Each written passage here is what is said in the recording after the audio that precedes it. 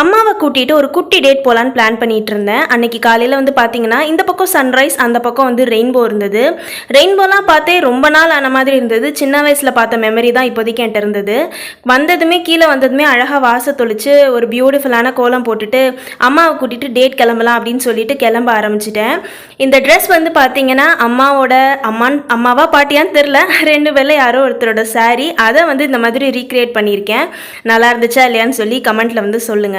அப்படியே ஒரு குட்டி மேக்கப் போட்டுட்டு அப்படியே அங்கேருந்து கிளம்பியாச்சு. போகையில் குட்டி நானும் வருவேன் அப்படின்னு சொன்னால் அவளையும் கூட்டிக்கிட்டு கோயிலுக்கு தான் ஃபஸ்ட்டு போனோம். அம்மா எப்போவுமே பச்சரிசி மாவில் தான் விளக்கு போடுவாங்க. அங்கே வந்து பார்த்திங்கன்னா ரொம்ப தூரம்லாம் இல்லை, வீட்டு வாசப்படியிலே ஒரு கோயில் இருக்குது. அந்த கோயிலுக்கு தான் வந்திருந்தோம். அது வந்து ஒரு காளி கோவில்.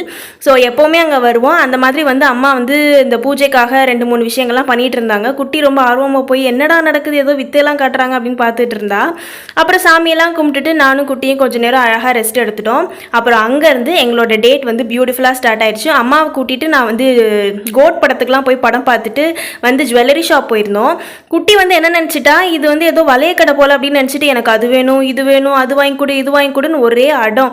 நான் வந்துட்டு இதெல்லாம் ரொம்ப காஸ்ட்லிடா, ஒன்று வாங்குறதே ரொம்ப பெரிய விஷயம் அப்படின்னு அவளுக்கு எக்ஸ்பிளைன் பண்ணிட்டு இருந்தேன். உடனே அது வேணும் இது வேணும், உனக்கு இது நல்லாயிருக்கும், அம்மாவுக்கு இது நல்லாயிருக்கும், அப்பாவுக்கு இது நல்லாயிருக்கும் அப்படின்னு நிறைய கதைகளாக பேசிக்கிட்டு ரொம்ப ஜாலியாக என்டர்டெயின் பண்ணிகிட்டு இருந்தா.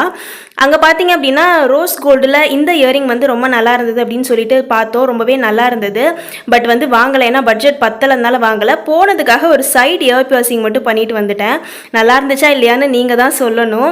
எனக்கு வந்து பார்க்குறதுக்கு பர்சனலாக ரொம்பவே பிடிச்சிருந்தது. ஸோ அங்கேருந்து அப்படியே ரெஸ்டாரண்ட் போயிட்டோம்.